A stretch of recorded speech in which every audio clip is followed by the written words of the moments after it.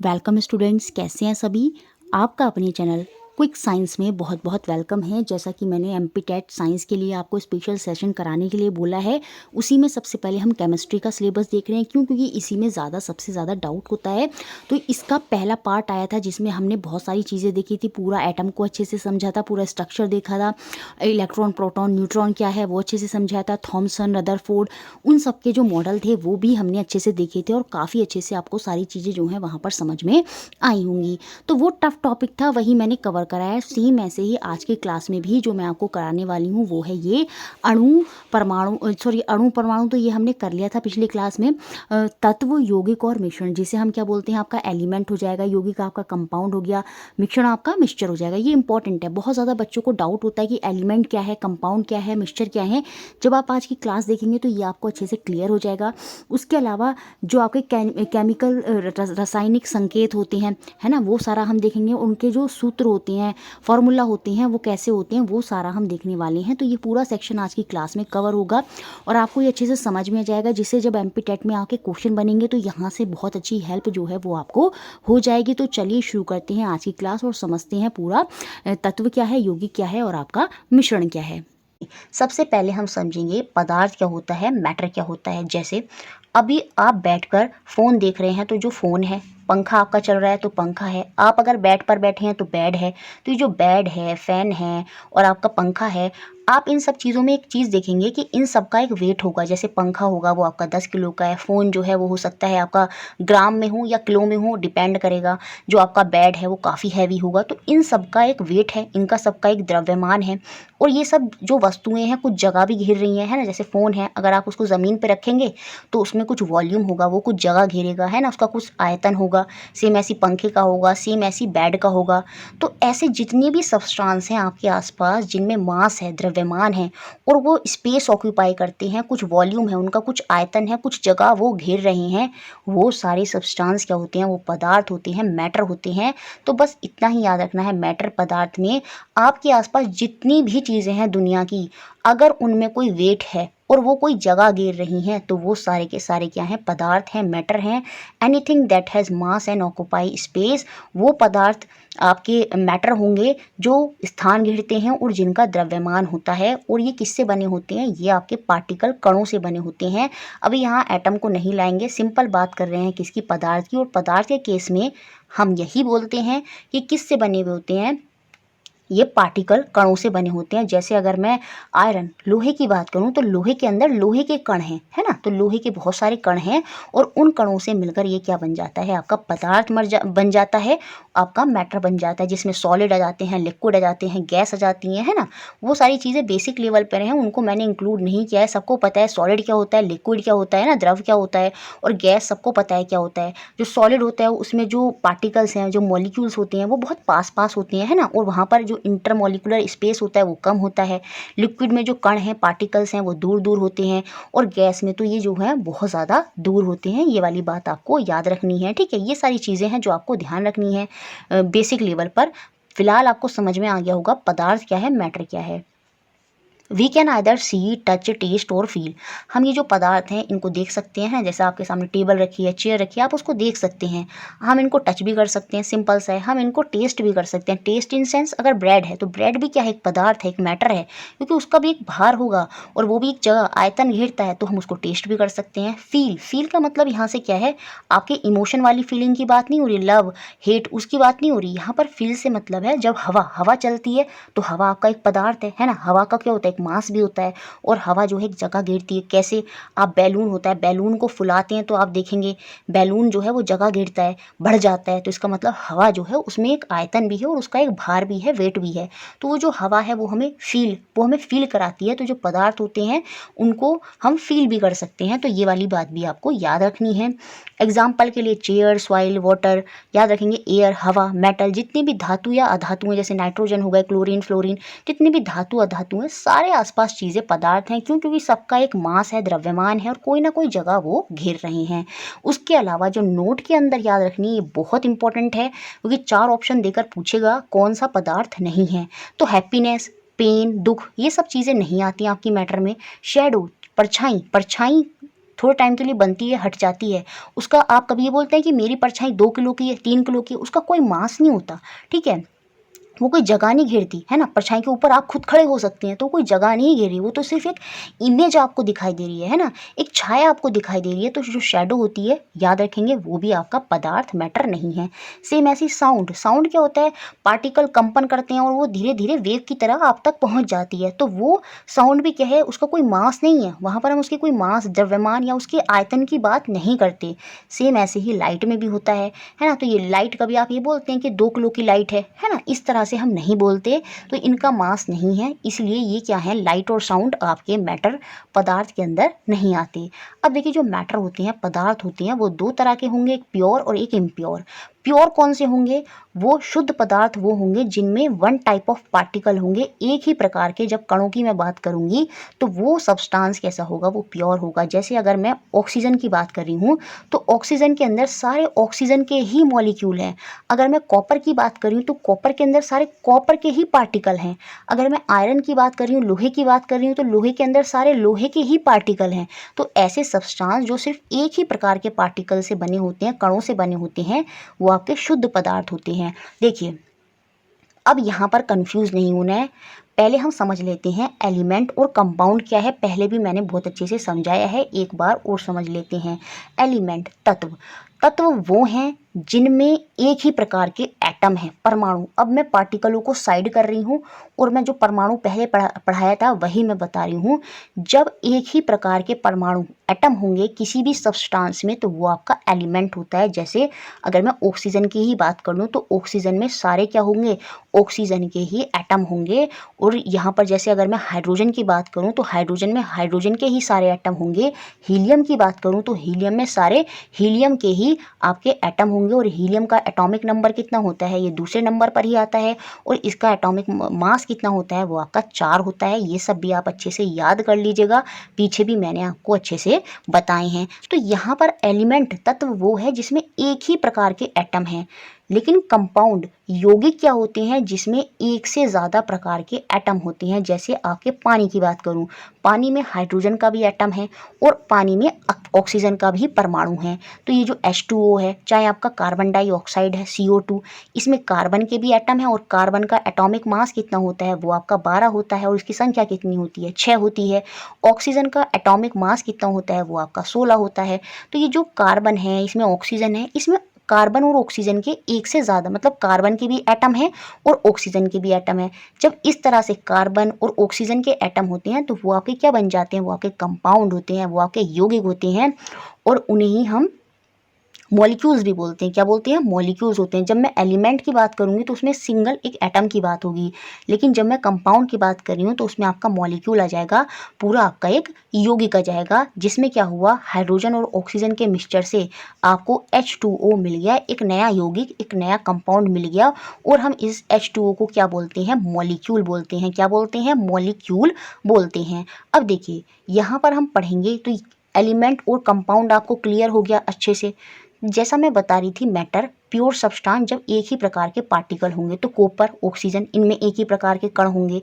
पानी, H2O भी pure substance है। अब आप कहेंगे कि मैम आपने तो बोला था कि एक ही प्रकार के पार्टिकल, तो ये एक ही प्रकार का पार्टिकल है, भले ही चाहे ये मॉलिक्यूल है। मैं एटम की बात नहीं कर रही हूँ, यहाँ पर मैंने बताया है कि एटम को साइड में करेंगे और हम बात कर रहे हैं सिर्फ पार्टिकल की। तो H2O एक ही प्रकार का पार्टिकल है। जब मैं पानी में देखूंगी तो पानी में सारे पार्टिकल H2O के ही होंगे। यहाँ पर हम कंपाउंड की बात नहीं कर रहे हैं, यहाँ पर हम मॉलिक्यूल की बात नहीं कर रहे हैं जो हाइड्रोजन और ऑक्सीजन के एटम से है। हम यहाँ पर इस पूरे इसको H2O को एक पार्टिकल मान रहे हैं, और ये पूरा एक पार्टिकल है। और पानी के अंदर सारे H2O के ही पार्टिकल होंगे। दैट्स वाई जो पानी है, H2O है, चाहे आपका कार्बन डाइऑक्साइड है, ये सब भी क्या है, याद रखेंगे, ये सब भी प्योर सब्सटेंस हैं। क्यों, क्योंकि इनके अंदर जो पार्टिकल हैं वो एक ही टाइप के हैं। ठीक है, तो ये बात क्लियर हो गई होगी। अब देखिए, जो प्योर सब्सटेंस हैं, जो आपके शुद्ध पदार्थ होते हैं, वो भी 2 कैटेगरी में बांटे जाते हैं। एक एलिमेंट होते हैं और एक आपके कंपाउंड होते हैं। ठीक है, एलिमेंट क्या है, जितने भी आपके मेटल होंगे, धातु होंगे, जैसे कॉपर, कॉपर, एल्युमिनियम, है ना, आपका सिल्वर हो गया। सिल्वर का क्या होता है आपका जो वो होता है आपका क्या कहते हैं इसका जो क्या कहते हैं इसको इसको क्या बोलेंगे, मतलब जो संकेत, इसका संकेत क्या होता है, कॉपर का सिल्वर का होता है Ag, है ना, और आपका गोल्ड का क्या होता है, Au होता है। तो ये जो गोल्ड, सिल्वर, मरकरी, Hg, है ना, मरकरी, ये सब क्या है, ये सब मेटल है, ये सब क्या है, ये सब धातु हैं। तो जितने भी धातु होते हैं वो एक ही प्रकार के एटम के बने हुए होते हैं, इसलिए धातु क्या होते हैं, वो आपके एलिमेंट होंगे। ऐसे ही आपके नॉन मेटल हो जाएंगे, चाहे आपकी क्लोरीन हो गई, चाहे आपका फ्लोरीन हो गया, है ना, चाहे आपका क्या आ जाएगा, आयोडीन आ गया। तो ये सब क्या है, क्लोरीन, फ्लोरीन, आयोडीन, जैसे सल्फर, सल्फर आपका एक नॉन मेटल है, अधातु है। तो ये सब अधातु की कैटेगरी में आएंगे और ये भी एक ही प्रकार के एटम के हैं। तो इसलिए मैंने बताया है जिसमें एक ही प्रकार का एटम होता है वो आपके एलिमेंट होते हैं। सेम ऐसे ही मेटलॉइड, मेटलॉइड वो होते हैं जिनमें मेटल के भी गुण होते हैं और नॉन मेटल, धातु और अधातु दोनों के गुण जब होते हैं तो वो मेटलॉइड कहलाते हैं। जैसे सिलिकॉन, जर्मेनियम, ये क्या होते हैं, ये आपके मेटलॉइड होते हैं।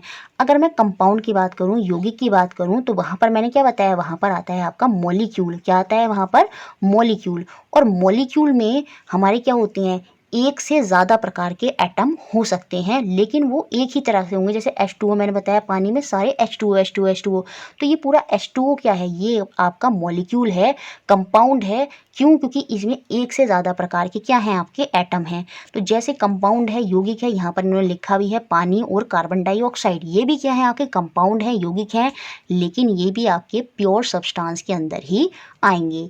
उसके बाद अगर हम बात करें इम्प्योर सब्सटेंसेस की, जिसमें आता है आपका मिक्सचर। ध्यान से समझेंगे मिक्सचर, यहाँ से क्वेश्चन एग्जाम में बनते हैं और बच्चे बहुत ज़्यादा कंफ्यूज रहते हैं। देखिए, कंपाउंड की मैं बात करूंगी तो ये हमेशा फिक्स रेशो में होंगे। जैसे पानी है, पानी हम H2O बोलते हैं, और बाय मास ये जो रेशो दिखाते हैं हम इनका, वो द्रव्यमान के अकॉर्डिंग दिखाते हैं। हाइड्रोजन के 2 एटम हैं तो यहाँ पर इसका मास कितना हो जाएगा, 2, क्योंकि एक का 1 होता है तो 2 का 2। और ऑक्सीजन का मास कितना होता है, 16 होता है। जब हम इसको क्रॉस कटिंग करेंगे तो ये 1:8 आएगा। तो ये 1:8 में ही हमेशा होंगे, चाहे पानी आपका क्या कहते हैं, नॉर्मल पानी हो चाहे गंदा पानी हो, तो उसमें जो इनका रेशो है ना, वो हमेशा 1:8 ही रहेगा। चाहे कार्बन डाइऑक्साइड ले लो, उसमें भी जो रेशो है ना मिक्स करने का, जो उनका प्रपोर्शन है, वो हमेशा सेम ही रहता है कंपाउंड में। लेकिन मिक्सचर जो होता है वो ऐसा नहीं होता। मिक्सचर में जैसे हम चाय है, तो चाय बनाते हैं तो हम उसमें चाय पत्ती भी डाल रहे हैं, चीनी भी डाल रहे हैं, हम उसमें डाल तो बहुत सारे सब्सटेंस रहे हैं, लेकिन उनका रेशो जो है वो फिक्स नहीं है। उनका रेशो क्या है, फिक्स नहीं है।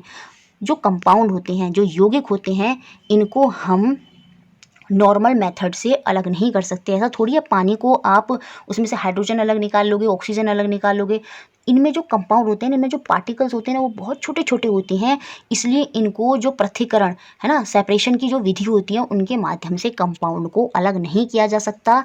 लेकिन मिक्सचर को हम अलग कर सकते हैं, है ना। जैसे चाय की पत्ती पानी में डाली तो आप छाने वाली छन्नी उसमें लगाएंगे तो चाय की पत्ती ऊपर ही रह जाएगी और चाय अंदर चली जाएगी। तो उनको हम सेपरेट कर सकते हैं, क्योंकि जो उनमें पार्टिकल्स होते हैं ना, वो काफ़ी बड़े बड़े होते हैं मिक्सचर में। और मिक्सचर में एक बात याद रखनी होगी आपको हमेशा, कंसिस्ट ऑफ 2 और मोर type of particle in variable composition. तो कंपाउंड और मिक्सचर में, यौगिक और मिश्रण में कंफ्यूज मत होना। यहाँ पर पानी और जल, इसमें भी एक ही प्रकार के पार्टिकल थे। सॉरी, प्योर में तो आपके एक ही प्रकार के पार्टिकल हैं, लेकिन जो इम्प्योर है उसमें आपके 2 या मोर टाइप के पार्टिकल होते हैं, वो भी वेरिएबल कंपोजिशन में। कोई फिक्स्ड कंपोजिशन नहीं होता। मतलब जैसे पानी था तो पानी तो 1:8 में ही था, लेकिन ऐसा थोड़ी है जब चाय बना रहे हैं तो आपको पत्ती जो है वो उसके 4 दाने ही डालने होंगे, या चीनी उसके 4 दाने ही डालने होंगे। समझने के लिए बोल रही हूँ मैं सिर्फ, ठीक है। तो वो आपके वेरिएबल कंपोजिशन में होते हैं और इनको हम बड़ी आसानी से सेपरेट कर सकते हैं। कौन से मेथड से, फिजिकल मेथड से, जैसे छानना हो गया, है ना, और भी बहुत सारे मेथड होते हैं। तो मिक्सचर को हम उनसे फिल्ट्रेशन पेपर से हम क्या कर सकते हैं, उनमें उनको अलग कर सकते हैं, उनको सेपरेट किया जा सकता है। जो आपके इम्प्योर सब्सटेंस होते हैं, जैसे जो पानी है, पानी के ऊपर तेल डाल दिया है ना, तो वो आपका क्या है, वो आपका मिक्सचर है, क्योंकि उसमें 2 या मोर टाइप के पार्टिकल हैं, तो वो आपका इम्प्योर है ना। अब उसको अलग करना है तो एक मेथड होता है सेपरेशन थ्रू फनल। तो उसमें हम क्या करते हैं, फनल को लगाते हैं, इनका बॉइलिंग पॉइंट अलग अलग होता है, जिसकी वजह से क्या हो जाता है, बॉइलिंग पॉइंट की बात नहीं होगी यहाँ पर, सिर्फ क्या होता है एक वो लगा दी जाती है इस तरह से कुछ क्या कहते हैं स्टैंड लगा दिया जाता है। उसमें क्या होता है, पानी नीचे रह जाता है और जो ऑयल है वो ऊपर ही रहता है। क्यों? क्योंकि ऑयल जो है उसकी डेंसिटी जो होती है पानी की डेंसिटी से कम होती है, जिसकी वजह से वो ऊपर ही तैरता रहता है। ये बहुत डिटेल की बात मैंने बता दी, लेकिन आप अभी अपने टॉपिक पे आ जाते हैं। इम्प्योर सब्सटेंस वो हैं जो 2 या 2 से ज़्यादा के पार्टिकल जहाँ पर होंगे वेरिएबल कंपोजिशन में, और उनको हम फिजिकल मेथड जैसे छानना हो गया या बहुत ही तरह के जो मेथड होते हैं उनसे हम उनको अलग कर सकते हैं। अब देखिए इम्प्योर सब्सटेंस में आपका क्या आ जाएगा, टी बिल्कुल है ना, चाय को बहुत अच्छा मेथड है इसको समझने का। चाय में अलग अलग प्रकार के पार्टिकल हैं। हवा में भी अलग अलग प्रकार के पार्टिकल होते हैं, जैसे आपने देखा होगा hydrogen, oxygen, argon, carbon dioxide, है ना, तो अलग अलग प्रकार के वहाँ पर पार्टिकल हैं। मिट्टी में भी अलग अलग प्रकार के ही कण होते हैं। चाहे आप नमक ले लीजिए, नमक में भी अलग अलग प्रकार के कण होते हैं, तो नमक भी आपका क्या होता है, मिक्सचर ही होता है। मिल्क ले लीजिए, मिल्क में क्या है, आपके प्रोटीन भी है ना, फैट भी है, तो मिल्क भी क्या है, उसमें भी अलग अलग तरह के पार्टिकल हैं। तो ये सारे आपके इम्प्योर सब्सटेंस होते हैं, और इम्प्योर सब्सटेंस आपके मिक्सचर के अंदर आते हैं। और जो प्योर सब्सटेंस होते हैं उनमें आपके एलिमेंट और कंपाउंड आते हैं, तत्व और यौगिक आते हैं। और एलिमेंट में भी मैंने बताया नॉन मेटल, मेटल, मेटलॉइड, और कंपाउंड में मैंने बताया पानी, कार्बन डाइऑक्साइड, ये सब प्योर हैं। और ये सारे जितने भी हैं ये आपके इम्प्योर हैं, जिनको हम मिक्सचर बोलते हैं। अब देखिए जो इम्प्योर सब्सटेंसेस हैं, ये सेक्शन बहुत इंपॉर्टेंट है, यहाँ से क्वेश्चन बनता है। ये भी 2 प्रकार के होते हैं, एक होते हैं आपके होमोजीनियस जिसे हम समांगी बोलते हैं, एक होते हैं आपके हेट्रोजीनियस जिसे हम विषमांगी बोलते हैं। तो बहुत ही सिंपल तरीके से मैं आपको समझा दूंगी। देखिए मिक्सचर तो समझ में आ गया है ना, जिसमें 2 से ज़्यादा प्रकार के पार्टिकल होंगे और जिनको हम फिजिकल मेथड से सेपरेट कर सकते हैं। लेकिन इसमें भी क्या होते हैं आपके होमोजीनियस और हेट्रोजीनियस, समांगी और विषमांगी। देखिए होमोजीनियस वो होते हैं जिनमें सेम फेस होता है। जैसे सेम फेस मतलब कहने का है यहाँ पर, जैसे सॉल्ट सॉल्यूशन, शुगर सॉल्यूशन, मैं इनसे ही समझाती हूँ। पानी लिया, पानी में चीनी डाली, वो चीनी उसमें हमने उसको स्टीर करा अच्छे से, वो चीनी जो है उसमें पूरी तरह से घुल गई। तो इसमें क्या ऐसा, जब घुलने के बाद क्या आपको चीनी जो है और पानी जो है वो अलग अलग दिखाई देते हैं? नहीं, उनमें हमें उनका एक ही फेस दिखाई देता है, सेम ही फेस दिखाई देगा, वो हमें पानी ही लगेंगे। दूर से रखा होगा, चाहे उसमें आपने चीनी मिला दिया, चाहे उसमें नमक मिला दिया, लेकिन वो आपको देखने में, और 1 गिलास नॉर्मल पानी रखा है तो वो तीनों एक से ही लगेंगे, तो वो सेम फेस है। होमोजीनियस में क्या होता है, जब सब्सटेंस को हम उसके अंदर डालते हैं, दूसरे सब्सटेंस को, तो वो उसमें बड़ी आसानी से उसके अंदर, उसमें जो पार्टिकल होंगे ना वो बहुत छोटे छोटे होंगे, महीन होंगे, और वो एक दूसरे के साथ बड़ी आसानी से एडजस्ट हो जाते हैं और वो एक ही फेस में हमको दिखाई देते हैं। इसमें एग्जांपल होगा आपका सॉल्ट का सॉल्यूशन, शुगर का सॉल्यूशन। ये सॉल्यूशन ऐसे हैं कि इनमें अगर चीनी नमक डाल देते हैं पानी में तो इनका फेस बदलता नहीं है, ये हमें तब भी ऐसे ही दिखाई देते हैं। तो ये आपके होमोजीनियस होंगे। और होमोजीनियस आप कैसे पहचानेंगे, इनमें जो पार्टिकल होते हैं ना वो बहुत छोटे छोटे होते हैं, ये बात आपको याद रखनी होगी। और आप होमोजीनियस समांगी कैसे पहचानेंगे, इनको बड़ी आसानी से आप अलग नहीं कर सकते फिजिकल मेथड से, हो सकते हैं लेकिन उस लेवल तक नहीं आसानी से। जैसे सॉल्ट का सॉल्यूशन है, आप उसको इवेपोरेशन से अलग कर सकते हैं, लेकिन नॉर्मली अगर आप फिल्टर पेपर लगाएंगे तो उसको अलग नहीं कर सकते आप होमोजीनियस में। क्यों? क्योंकि यहाँ पर जो कण हैं, जो पार्टिकल होते हैं इनके होमोजीनियस मिक्सचर में, वो पार्टिकल बहुत फाइन होते हैं, बहुत छोटे छोटे होते हैं, ठीक है। और यही जो होमोजीनियस होते हैं या फिर ट्रू सॉल्यूशन होते हैं। ट्रू सॉल्यूशन इसलिए होते हैं ये, क्योंकि ये पूरी तरह से जिस सब्सटेंस में इनको डाला जाता है उसमें पूरी तरह से घुल मिल जाते हैं और उसी के फेस में कन्वर्ट हो जाती हैं। तो होमोजीनियस को आप इन बेसिस पर पहचानेंगे जब भी आपके ऑप्शन में पूछे कि कौन सा होमोजीनियस है और कौन सा हेट्रोजीनियस है। पहला दिमाग में आपका आएगा सेम फेस, उनका सेम फेस होना चाहिए जब वो मिल जाते हैं। उनमें पार्टिकल बहुत छोटे होंगे, उनको बड़ी आसानी से अलग, नॉर्मली सिंपल मेथड से अलग नहीं किया जा सकता। तो इन बेसिस पर आप पहचान लेंगे कि कौन सा सब्सटेंस होमोजीनियस है और कौन सा हेट्रोजीनियस है। अब अगर मैं हेट्रोजीनियस की बात करूँ, विषमांगी की बात करूँ, इनमें डिफरेंट फेस होता है। जैसे सैंड इन वाटर, पानी के अंदर आपने रेत डाल दिया तो वो रेत आपको अलग से दिखाई देगा, तो वो डिफरेंट फेस है। जैसे आपने ऑयल डाल दिया पानी में तो ऑयल आपको पानी में अलग दिखाई देगा, तो वहाँ पर आपको दो फेस दिखाई देंगे। और जब आपको डिफरेंट फेस दिखाई देते हैं तो वो आपका हेट्रोजीनियस होता है। देखिए मैं चाहती तो इनकी डेफिनेशन बता देती, उसकी ज़रूरत नहीं है क्योंकि पेपर क्या है आपका ऑब्जेक्टिव है, तो आपको होमोजीनियस और हेट्रोजीनियस समझ में आना चाहिए। और मुझे लगता है अभी आपको क्लियर भी हो गया होगा। तो जैसे सैंड डाला हमने, ऑयल डाल दिया पानी में, उनमें जो पार्टिकल होते हैं वो इतने फाइन नहीं होते, बहुत ही बारीक नहीं होते, क्योंकि वो उसमें पूरी तरह घुल नहीं पाते और इस वजह से उनका अलग अलग फेस जो है वो आपको आसानी से दिखाई दे जाता है। जैसे आपने रेत में कुछ भी डाल दिया, आयरन के टुकड़े डाल दिए तो वो आपको अलग से दिखाई देंगे। ठीक है, अब आप कहेंगे कि जो मिल्क होता है, मिल्क क्या है बताइए। तो मिल्क भी आपको याद रखना होगा, वो भी आपका हेट्रोजीनियस ही होता है। कैसे कहेंगे आप कि मैम मिल्क तो हमको एक ही फेस सा लगता है? नहीं, मिल्क को जब आप थोड़ा सा भी गर्म करते हैं और उसको रख देते हैं तो मिल्क के ऊपर एक मिलाई होती है ना, जो आपका फैट होता है वो उसके ऊपर अलग से दिखाई देता है। तो मिल्क जो है उसमें भी हमें दो फेस देखने को मिलते हैं। तो मिल्क आपका होमोजीनियस नहीं होता, ये गलती नहीं करेंगे, मिल्क आपका हेट्रोजीनियस ही होगा। वुड हो गई है ना, लकड़ी है, लकड़ी आपका हेट्रोजीनियस है, उसमें आपने कुछ भी डालेंगे तो वो अलग से दिखाई देगा उसमें।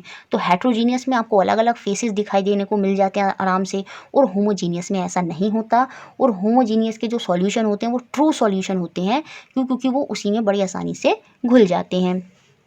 अब यहाँ पर हम समझेंगे सॉल्यूशन क्या होता है, सॉल्वेंट क्या होता है और सॉल्यूट क्या होता है। देखिए एक सॉल्यूशन है मेरे पास, ठीक है, विलियन जिसको हम बोलते हैं, उस सॉल्यूशन में दो चीज़ होंगी, एक सॉल्यूट होगा, एक सॉल्वेंट होगा। सॉल्यूट को हिंदी में बोलते हैं विलय और सॉल्वेंट को हिंदी में बोलते हैं विलायक। देखिए थोड़ा सा हिंदी में कोई दिक्कत नहीं है, मैंने लिख दिए हैं आराम से, समझाने का काम यहाँ पर ज़्यादा है, तो इसमें इंग्लिश हिंदी का कोई बहुत ज़्यादा मैटर नहीं करेगा, आपको इंग्लिश में भी अच्छे से समझ में आ जाएगा। ठीक है, सॉल्यूशन को हम विलियन बोलते हैं, सॉल्वेंट को हम विलायक बोलते हैं और सॉल्यूट को हम विलय बोलते हैं। अब देखिए सॉल्वेंट जैसे पानी है, पानी है ये ज़्यादा अमाउंट में है, इसमें मैंने सपोज सैंड डाली, क्या डाली, सैंड डाली, मिट्टी डाली या रेत डाला, तो रेत क्या है मैंने कम अमाउंट में डाला, तो जो चीज़ ज़्यादा अमाउंट में है वो आपका है सॉल्वेंट, वो क्या है, वो है आपका सॉल्वेंट विलायक। और जो चीज़ मैंने उसमें डाली, जो ऑब्जेक्ट मैंने इस पानी के अंदर डाला, चाहे आपका सैंड है, चाहे मैंने ऑयल है या कोई भी सब्सटेंस इस पानी के अंदर में डाला, तो वो क्या है, वो आपका सॉल्यूट है, वो आपका विलय है। तो याद रखेंगे, और ये सॉल्यूट और सॉल्वेंट दोनों मिलकर क्या बना देते हैं, वो आपका एक सॉल्यूशन बना देते हैं। When one substance dissolve into another a solution is formed. एक विलियन बनकर तैयार जब होता है जब उसमें अलग अलग सब्सटेंस डिसॉल्व होते हैं। एक सब्सटेंस सीधी सी बात है ज़्यादा मात्रा में होगा, एक सब्सटेंस आपका कम मात्रा में होगा।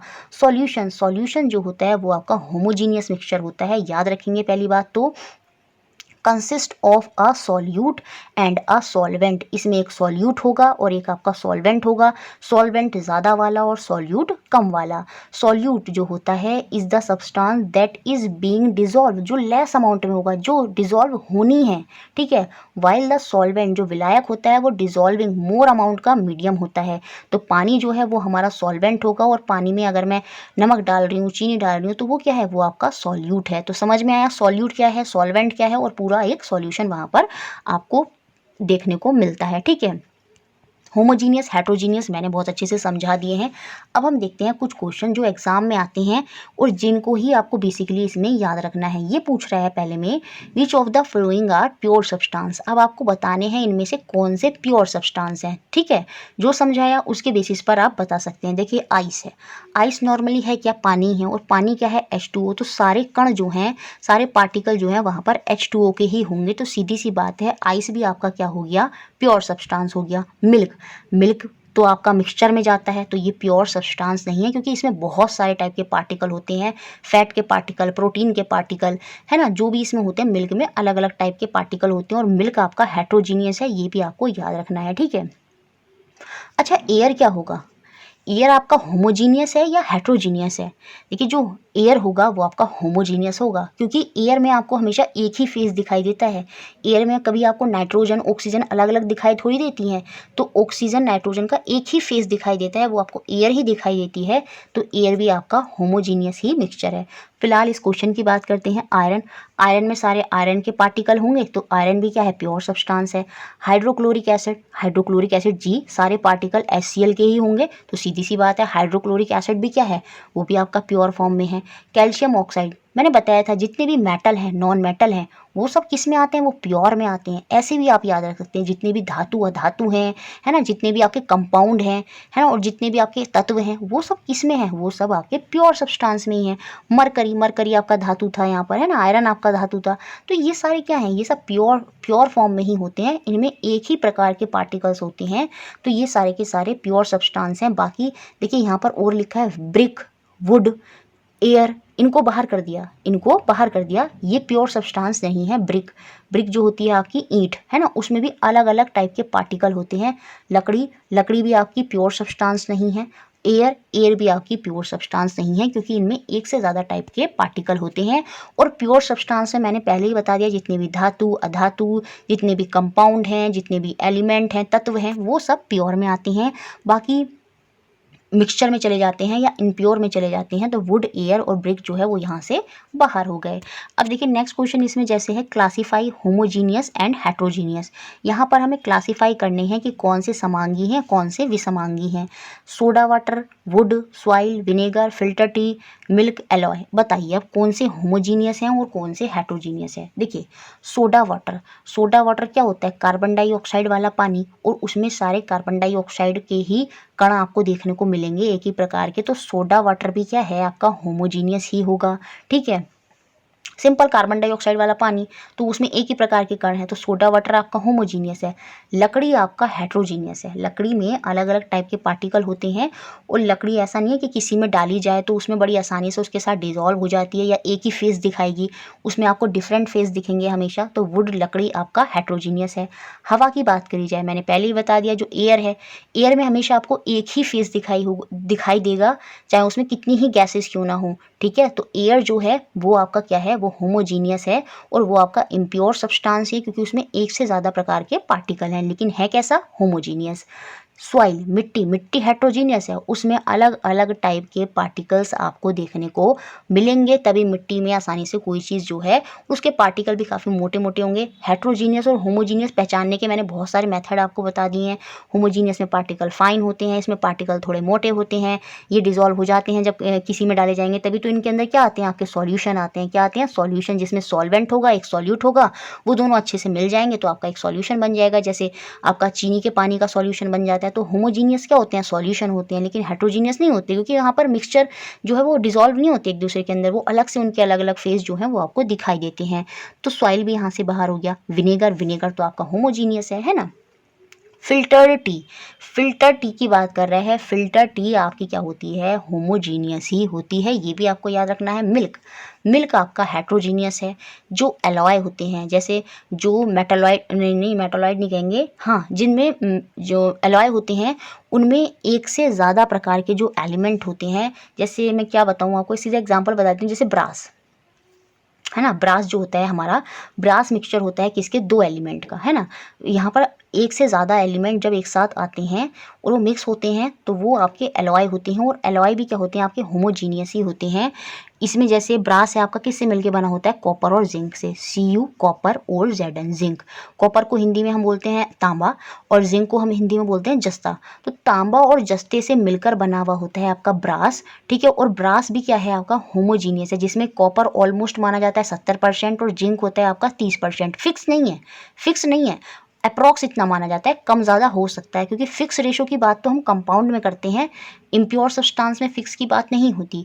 तो कॉपर और जिंक जब अलग अलग प्रकार के एलिमेंट एक साथ मिल गए और इन्होंने क्या बना दिया, ब्रास बना दिया, तो ब्रास जो है वो आपका क्या है, वो आपका एक एलॉय है।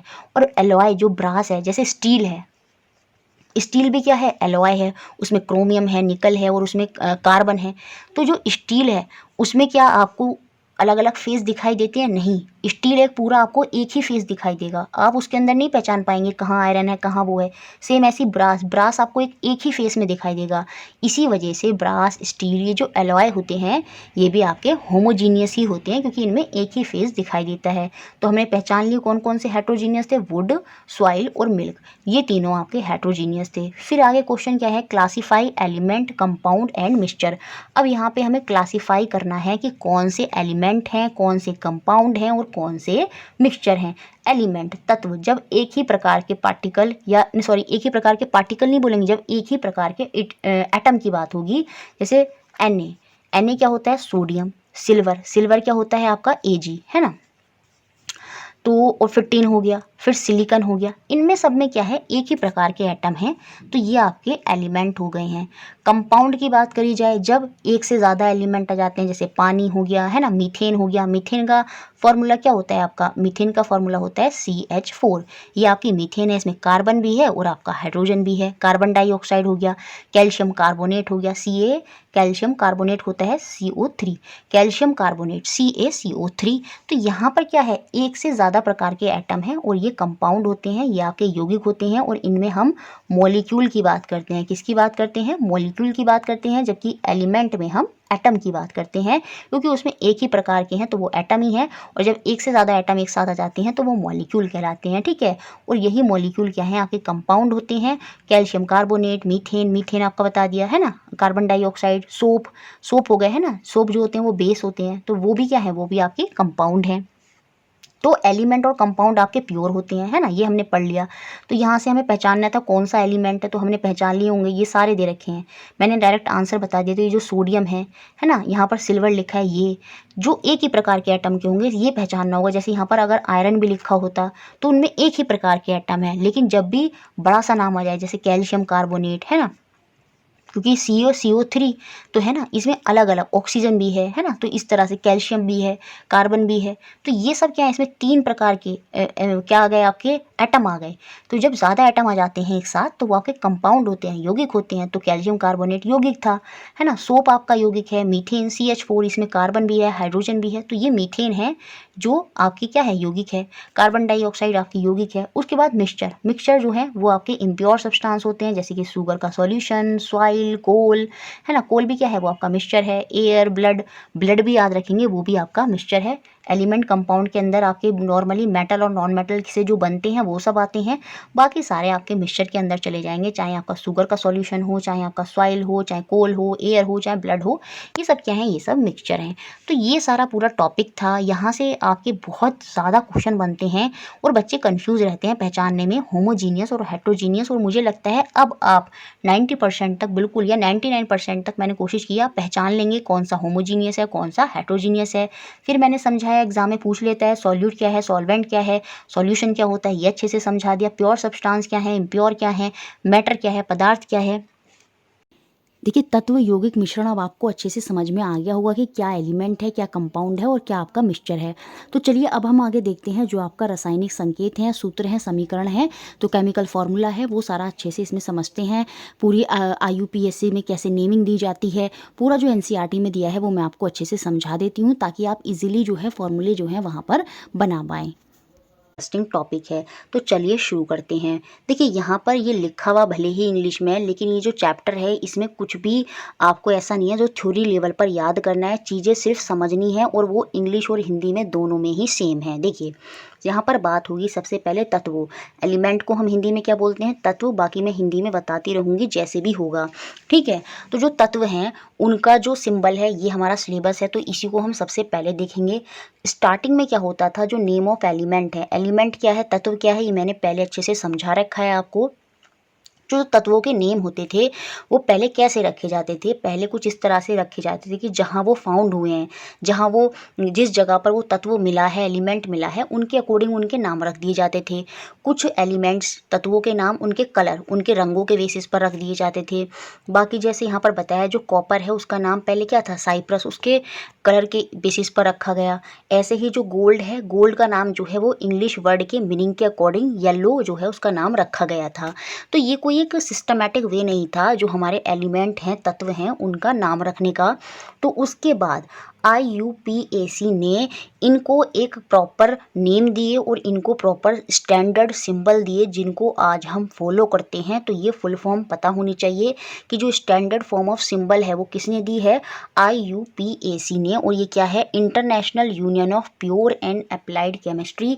इस संस्था के अकॉर्डिंग ही अब जो है हमारे सिंबल्स हैं उनके नेम्स, जो एलिमेंट हैं उनके सिंबल्स जो है ड्राइव हुए हैं और उनके नेम भी प्रॉपर सही से बताए गए हैं। किसके अकॉर्डिंग, IUPAC। इसकी फुल फॉर्म आपको याद होनी चाहिए, international union of pure and applied chemistry. ठीक है, अब इन्होंने क्या कहा अपने अकॉर्डिंग वो हम देखते हैं। इन्होंने बोला कि अगर कोई भी एलिमेंट है, कोई भी तत्व है, तो उसका जो सिंबल होगा, उसका जो संकेत होगा वो क्या होगा, या तो फर्स्ट वन लेटर होगा या फिर उसके शुरू के 2 लेटर जो होंगे वही उसका एलिमेंट का नेम होगा। जैसे यहाँ पर हाइड्रोजन है ना, हाइड्रोजन है तो हाइड्रोजन का फर्स्ट लेटर क्या है, H। तो इसका सिंबल इन्होंने कहा इसका फर्स्ट लेटर ही होगा H। या फिर हम इसके 2 लेटर ले सकते हैं, जैसे एल्यूमिनियम है ना, एल्यूमिनियम होता है तो एल्यूमिनियम में हम शुरू के फर्स्ट के 2 लेटर लेते हैं। पहला लेटर हमेशा कैपिटल होगा, बड़े शब्दों में होगा, और जो दूसरा लेटर है वो हमेशा छोटे में ही होता है जब हम सिंबल को लिखते होते हैं। तो एल्युमिनियम का सिंबल क्या होता है, Al। तो इन्होंने यही बोला, या तो सिंबल क्या होगा, खाली फर्स्ट लेटर होगा, या फिर वो 2 लेटर का भी आपका सिंबल हो सकता है जिस भी एलिमेंट की बात हो रही है। The first letter of symbol is always written as capital letter. उसको हम हमेशा बड़े अक्षरों में ही लिखेंगे, अपर केस में ही लिखेंगे, जैसे हाइड्रोजन का H, एल्युमिनियम में A, है ना, ऐसा नहीं कोबाल्ट में C। तो हम जो फर्स्ट लेटर है वो हमेशा हमारा कैपिटल ही होता है, and the second letter as the smallest letter वो हमारा हमेशा छोटा होगा, लोअर केस में होगा। जैसे एल्युमिनियम यहाँ पर साफ साफ दिख रहा है तो उसमें बड़ा पहला लेटर तो बड़ा है और दूसरा लेटर छोटा है। सेम ऐसे यहाँ पर कोबाल्ट लिखा है, कोबाल्ट में पहला लेटर तो बड़ा है और दूसरा लेटर जो है वो आपका छोटा है। और उन्होंने बोला कि अगर आप इस तरह से नाम लिखते हैं, पहला और दूसरा लेटर दोनों को बड़ा कर देते हैं तो ये गलत होगा। सेम ऐसे ही अगर आप कोबाल्ट का नाम लिख रहे हैं और CO दोनों बड़ा कर देते हैं तो वो भी गलत होगा। तो समझ में आया क्या बोला, कि इन्होंने बोला कि पहला लेटर तो है वो बड़ा होगा या तो फिर सिंगल लेटर ही होगा उसका सिंबल। अगर 2 लेटर का सिंबल बन रहा है तो उस केस में जो दूसरा लेटर होगा वो हमेशा छोटा होगा और पहला लेटर जो होगा वो हमेशा बड़ा होगा। ठीक है, ऐसे ही सिंबल ऑफ सम एलिमेंट जो है वो आपको याद रखनी है, ये बहुत इंपॉर्टेंट है। जैसे क्लोरीन, एग्जाम में पूछ लेगा क्लोरीन का सिंबल क्या है, तो Cl। ठीक है, ये याद रखना है। जिंक का सिंबल क्या है, Zn। ये तो आपको याद करना ही पड़ेगा। यहाँ पर आप इसका स्क्रीनशॉट खींचेंगे और जिस तरह से आप अपने नोट्स बना रहे हैं उनमें इन सिंबल्स को याद करेंगे। जैसे बैरियम का क्या होता है, Ba। एग्जाम में पूछेगा बैरियम का सिंबल बताओ, Ba। सिर्फ इतने ही सिंबल आप याद कर लीजिए। बेसिकली तो क्या होता है, जिनके एटॉमिक नंबर 1 से लेके 20 हैं, जैसे पहला आता है आपका हाइड्रोजन, फिर आता है आपका हीलियम, है ना, और फिर आपका 20 में आ जाता है कैल्शियम। तो शुरू में जो 1 से लेके 20 तक के एलिमेंट हैं मोस्टली आपको उनके नाम जो हैं वो याद करने हैं। पहले भी मैंने 1 से लेके 20 तक के एलिमेंट आपको सारे बता रखे हैं, तो उनके जो सिंबल हैं वो आपको अच्छे से याद होने चाहिए। बाकी ये टेबल मोर देन इनफ है, आप इन सब के सिंबल के नेम याद कर लीजिएगा। जैसे एल्युमिनियम का Al हो गया, आर्गन का आपका Ar हो गया, ऐसे ही यहाँ पर ब्रोमीन का Br हो गया, कैल्शियम का Ca, कार्बन का C, क्लोरीन का आपका Cl हो गया, कोबाल्ट का Cu, कॉपर का पूछा जाता है एग्जाम में तो Cu हो गया। याद रखिए कोबाल्ट का Co होता है और कॉपर का Cu होता है। गोल्ड का एग्जाम में काफ़ी पूछा जा सकता है, काफ़ी बार आता भी है अदर एग्जाम्स में, तो गोल्ड का आप याद रखेंगे Au। अब आप कहेंगे गोल्ड में तो ना A आ रहा है ना U आ रहा है, उसको अभी हम आगे देखेंगे कि गोल्ड का नाम Au क्यों रखा गया है। ठीक है, हाइड्रोजन का पहला लेटर क्या है, H है तो वो H हो गया। आयोडीन का पहला लेटर क्या है, I है। आयरन का भी देखिए, आयरन शब्द में कोई भी लेटर नहीं आ रहा, फिर भी इसका जो सिंबल है वो Fe है। वो क्यों है वो अभी हम आगे देखेंगे। तो इसका सिंबल क्या है, Fe है आयरन का, वो आपको याद रखना है। लेड, लेड का सिंबल बिल्कुल रट लीजिएगा, इसका सिंबल होता है Pb। प्लम्बम, ये मैं भी बताऊंगी आगे, अभी हम देखेंगे कि लेड शब्द में तो कहीं भी Pb नहीं आ रहा, फिर भी इसका नाम Pb क्यों है ना। तो लेड आप याद रखेंगे Pb। मैग्नीशियम का Mg। नियॉन का होता है आपकी Ne, जो कि आपकी ये क्या होती है, स्टेबल गैस होती है ना। नाइट्रोजन का सिंबल होता है आपका N। ऑक्सीजन का होता है O। पोटाशियम का सिंबल आप याद रखेंगे, इसका नाम होता है के, है ना। और क्यों होता है अभी हम समझेंगे। तो पोटाशियम का नाम याद रखना है, सिंबल इसका क्या होता है के। सिलिकॉन का क्या होता है SI। एग्जाम में आएगा SI किसका सिंबल है, तो 4 ऑप्शन देगा, तो वहाँ पर याद रखेंगे वो किसका है, सिलिकॉन का है। सिल्वर का एग्जाम में पूछ लेता है, जैसे गोल्ड का आपका AU होता है, सेम ऐसे ही सिल्वर का जो है वो आपका AG होता है। बहुत ही अच्छे से याद रखना है। सोडियम जिसका एटॉमिक नंबर 11 होता है, इसका जो सिंबल है वो क्या होता है, Na किसका सिंबल है, आपका सोडियम का। सल्फर का सिंबल क्या होता है, जो कि नॉन मेटल है, इसका सिंबल होता है आपका S। यूरेनियम का सिंबल क्या होता है, U। और जिंक का सिंबल क्या होता है, यहाँ पर भी लिखा था Zn। तो आप स्क्रीनशॉट खींचेंगे और सारे सिंबल अपना अच्छे से याद कर लीजिएगा, ये बहुत ही इंपॉर्टेंट है, ठीक है। अब हम समझेंगे कि कैसे जो गोल्ड है ना, गोल्ड है उसका सिंबल G ना होकर या GO ना होकर उसका सिंबल आपका AU क्यों है। सेम ऐसे ही अगर मैं सिल्वर की बात करूं तो सिल्वर में जो उसका सिंबल है वो AG क्यों है ना, वो चीज़ अब हम देखते हैं। देखिए, other symbol have been taken from the name of element in Latin, Greek और जर्मन। जो उनके शब्द हैं, जैसे जो गोल्ड है, गोल्ड का अगर कोई लैटिन शब्द रहा है तो जो लैटिन शब्द उसका रहा है उसी के अकॉर्डिंग हम उसका नाम रख देंगे। एग्जाम्पल के तौर पर आप समझिएगा, जैसे the symbol of iron is Fe from its Latin name ferrum. Exam में ये क्वेश्चन बनता है कि जो आयरन होता है इसका सिंबल Fe क्यों होता है। वो Fe इसलिए होता है क्योंकि जो आयरन का लैटिन नेम है वो क्या है, वो फेरम है। तो एग्जाम में ये भी आता है कि आयरन का लैटिन नेम क्या होता है, तो वो उसका फेरम होता है। और फेरम के अकॉर्डिंग ही Fe जो है वो शब्द लिया गया है, इसलिए जो आयरन है, जो लोहा है, उसका सिंबल आपका क्या होगा, वो Fe होगा। सेम ऐसे ही इन्होंने बोला है जो सोडियम होता है, इसका सिंबल आपने देखा होगा, सोडियम का सिंबल क्या होता है, वो आपका Na होता है। क्या होता है, Na होता है। और Na क्यों होता है, क्योंकि ये भी अपने लैटिन वर्ड से ही आया है और इसका लैटिन वर्ड क्या होता है, वो होता है नेट्रियम। इनको बहुत ही अच्छे से याद कर लीजिएगा कि सोडियम का जो लैटिन वर्ड है वो क्या होता है, नेट्रियम। और नेट्रियम से ही आपका क्या आया है, Na आया है। सेम ऐसे ही जो पोटाशियम है, आप देखते हैं उसका सिंबल क्या होता है, के होता है, और वो भी अपने लैटिन नेम से ही आया है, कैलियम।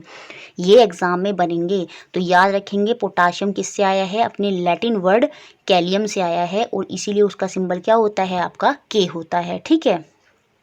तो ये वही सिंबल हैं जिनके यूनिक केमिकल सिंबल होते हैं। क्यों, क्योंकि या तो हम इनको इनके लैटिन वर्ड या इनके जो जर्मन हैं या जो ग्रीक वर्ड हैं उनके अकॉर्डिंग इनके सिंबल को हम रख देते हैं। और अब आपको याद करने होंगे ये सारे। सिल्वर का जो लैटिन नेम है वो क्या है, वो है आपका अर्जेंटम।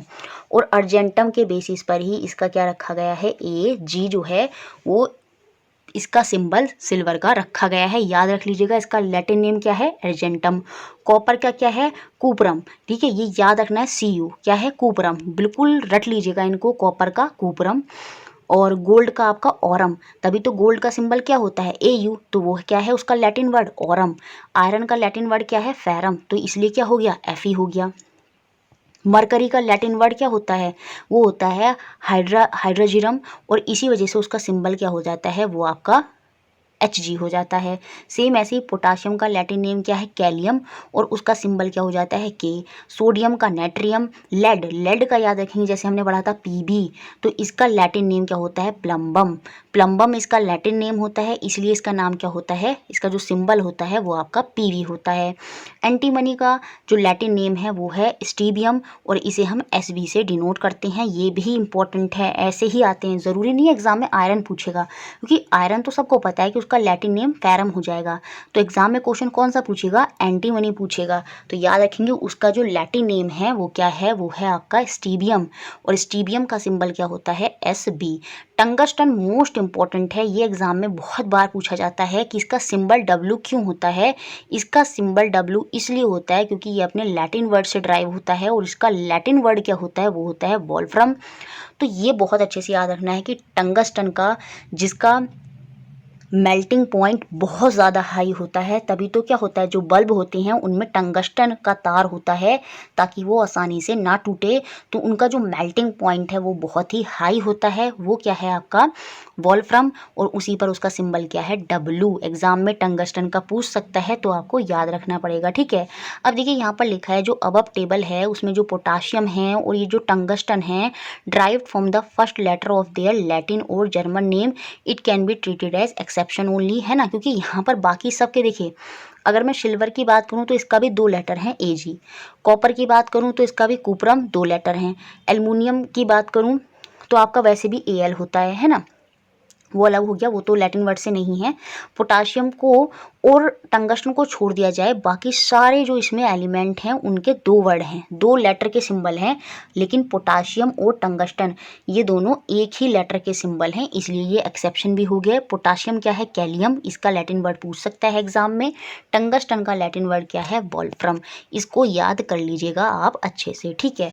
अब हम समझेंगे कि आयन क्या होते हैं, और ये आपको एक आइडिया होगा कि हर एलिमेंट के अंदर एक कैपेसिटी होती है, या तो वो इलेक्ट्रॉन गेन करता है या फिर वो इलेक्ट्रॉन को लूज़ करता है।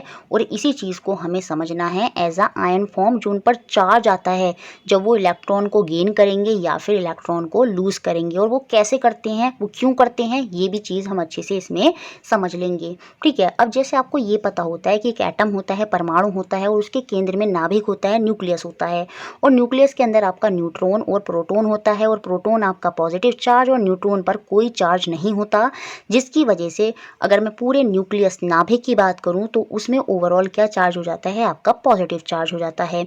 और जो इलेक्ट्रॉन होते हैं वो इस नाभिक के, इस न्यूक्लियस के आसपास अपनी अपनी शैलों में, ये हमने पहले भी अच्छे से पढ़ा है, अपनी अपनी शैलों में चक्कर लगाते रहते हैं। डिपेंड करता है कि उसका एनर्जी लेवल क्या है, और उसी के अकॉर्डिंग वो उसी शैल में उसी हिसाब से चक्कर लगाते हैं, ठीक है।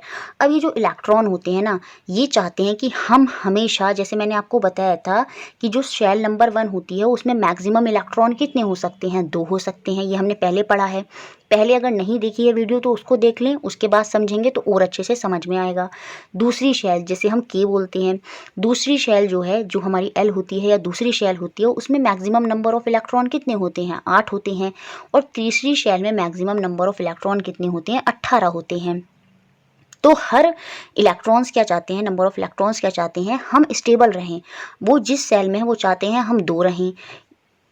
अगर वो दूसरी शेल में है तो वो चाहेंगे हम 8 रहें। अगर वो तीसरी शेल में है तो उसमें भी वो अपना ऑक्टेट पूरा कर सकते हैं। मैंने बताया था, है ना, कि जो होता है इसके लिए इसकी लास्ट शेल क्या होगी, उसमें मैक्सिमम नंबर ऑफ इलेक्ट्रॉन कितने होंगे, 8 होंगे। तो ये अपने ऑक्टेट से भी काम चला लेते हैं।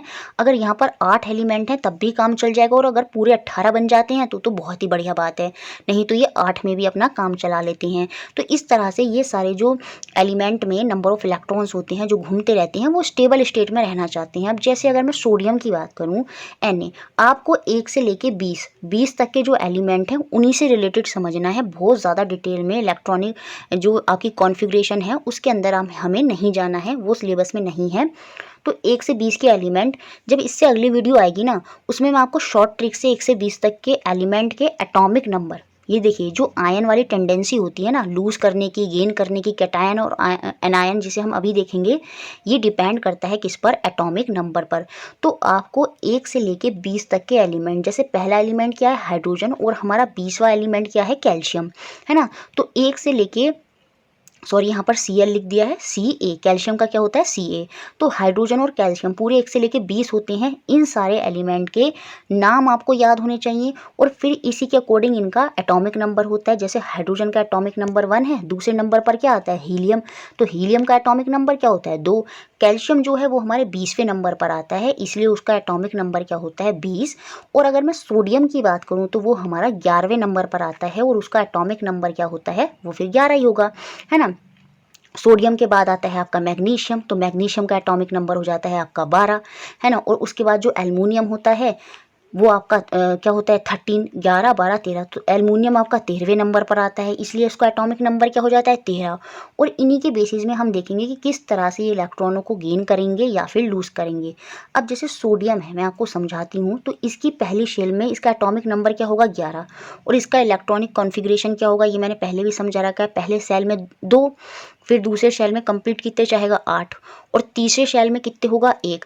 तो कुल जो जितना एटॉमिक नंबर होता है वही तो नंबर ऑफ इलेक्ट्रॉन होते हैं। तो कितने किस हिसाब से डिवाइडेड होंगे नंबर ऑफ इलेक्ट्रॉन? पहली शेल में तो 2 इलेक्ट्रॉन हो गए, स्टेबल हो गया। फिर दूसरी शेल में 8 इलेक्ट्रॉन हो गए और वो भी स्टेबल हो गया। लेकिन तीसरी शेल में 1 इलेक्ट्रॉन आ गया और ये स्टेबल नहीं है। अब ये क्या चाहेगा कि ये चाहेगा कि भैया मुझे कोई ले लो, और ताकि मैं अपना स्टेबल स्टेट में ही रहूं, क्योंकि इसे स्टेबल होने के लिए अभी 7 और चाहिए। तो अब ये चाहेगा कि मैं यहाँ से निकल जाऊं। 7 लेने की वजह सबसे आसान काम का 7 इलेक्ट्रॉन और लेने की वजह ये क्या सोचेगा कि मैं खुद चला जाऊं, है ना, क्योंकि 1 निकलना बहुत आसान है और 7 लेना बहुत टफ है। तो ये क्या सोचेगा कि मैं यहाँ से निकल जाऊं और अपनी स्टेबल स्टेट में बना रहूं। तो यही टेंडेंसी जिसमें वो एलिमेंट के अंदर जो इलेक्ट्रॉन है वो निकलेंगे या फिर आएंगे, वही क्या है उसमें कैटायन और एनायन वाली टेंडेंसी है, उसी को हमें समझना है। इसलिए Na के ऊपर क्या होता है, एक प्लस चार्ज होता है। इसका मतलब क्या होता है, क्योंकि जब ये शेल में जाता है 281 तो ये अपने एक इलेक्ट्रॉन को लूज कर देता है, और लूज करने की वजह से, है ना, एक इलेक्ट्रॉन यहाँ से क्या हो गया, चला गया। और जब ये एक इलेक्ट्रॉन चला गया तो यही वाली जो प्रॉपर्टी है वो आपकी क्या कहलाती है, वो होती है आपकी कैटायन, जिसमें क्या हो जाता है, आपके इलेक्ट्रॉन जो हैं चले जाते हैं और आपको जो वो एलिमेंट है उसके ऊपर प्लस चार्ज आ जाता है। और यहाँ पर एक इलेक्ट्रॉन गया, इसलिए जो सोडियम है उसके ऊपर खाली सिंगल प्लस चार्ज आ गया। आप थोड़ा सा देख लेते हैं। द एटम और group of atom on which an independent charge exist, उसे ही हम क्या बोलते हैं, आयन बोलते हैं। जैसे सोडियम पे एक इंडिविजुअल प्लस चार्ज है तो यही क्या है, यही उसका आयन है। जैसे क्लोरीन है, क्लोरीन पर एक माइनस चार्ज है तो वही क्या है, जो उस पर इंडिविजुअल चार्ज है, या तो पॉजिटिव होगा या निगेटिव होगा, वही क्या है, वही उसका आयन होता है। और याद रखेंगे ये 2 ही टाइप के होते हैं, एक पॉजिटिवली चार्ज आयन, एक निगेटिवली चार्ज आयन। अब आप याद कैसे रखेंगे, जो पॉजिटिवली चार्ज आयन होते हैं वो आपके कैटायन होते हैं।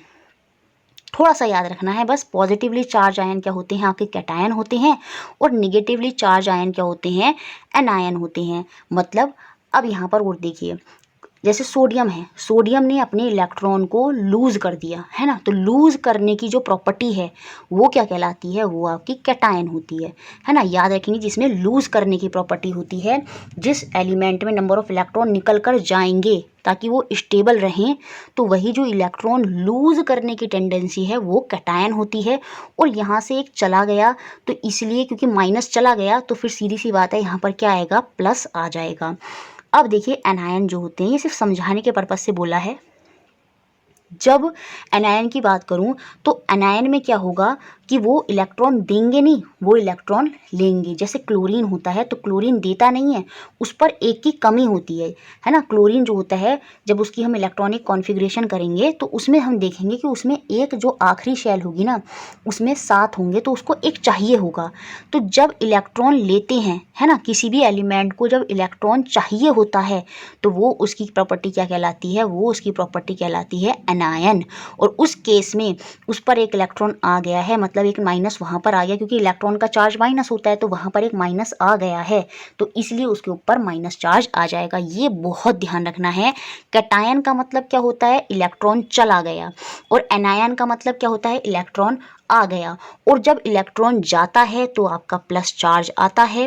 और जिस केस में इलेक्ट्रॉन आपका आ रहा है, क्योंकि वो माइनस चार्ज है, वो आ रहा है, तो सीधी सी बात है एलिमेंट के ऊपर भी माइनस साइन आ जाएगा, और वो इंडिकेट करेगा क्या, कि इसने इलेक्ट्रॉन क्या है, बाहर से लिया है। और अगर प्लस चार्ज है तो वो इंडिकेट करेगा कि इसने इलेक्ट्रॉन दे दिया है।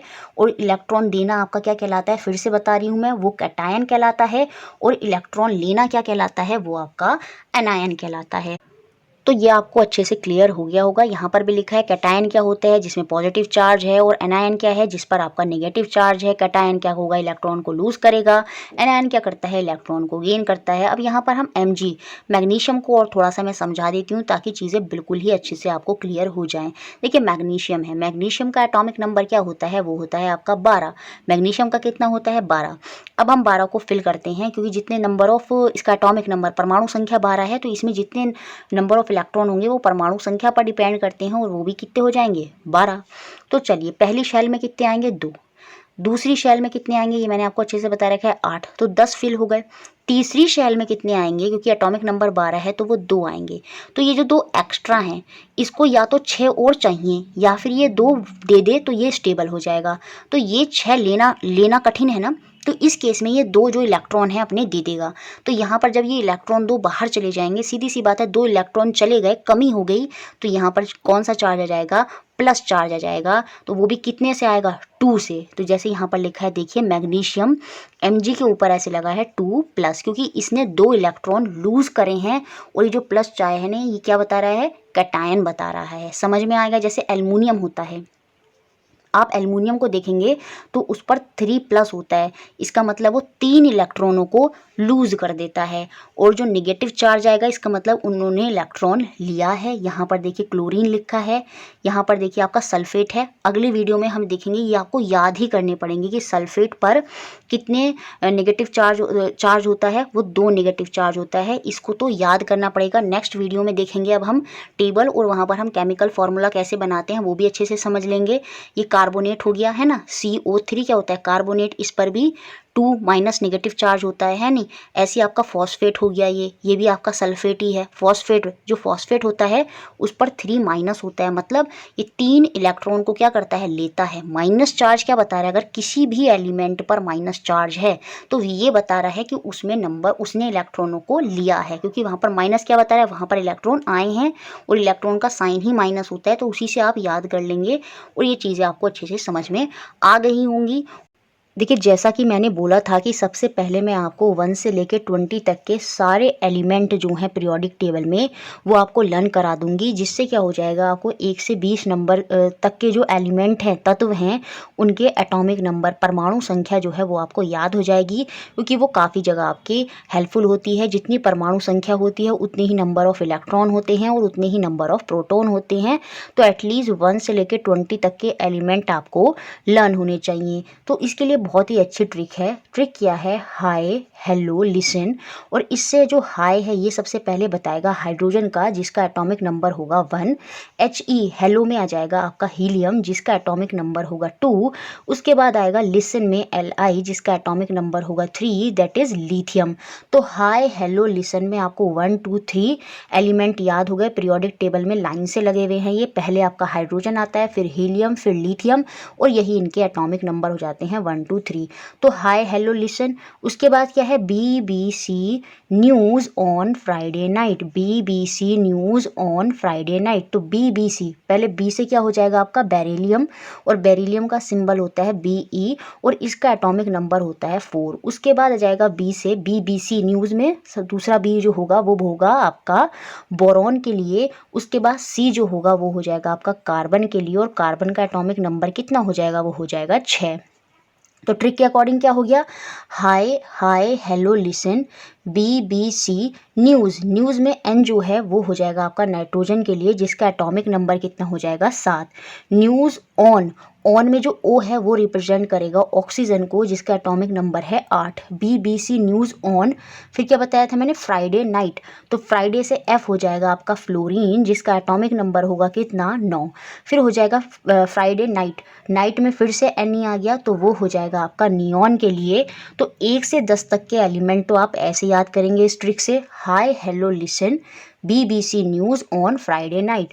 तो ये सारे आपको याद हो जाएंगे, hydrogen, helium, lithium, beryllium, boron, carbon, nitrogen, oxygen, fluorine और फिर नियोन। तो ये 10 याद होने के बाद आगे कैसे याद करेंगे, ना मांगो अल्लाह से में फ़ोन, स्कूटर, कार। फ़ोन से हो जाएगा आपका फॉस्फोरस, जिसका एटॉमिक नंबर होगा 15।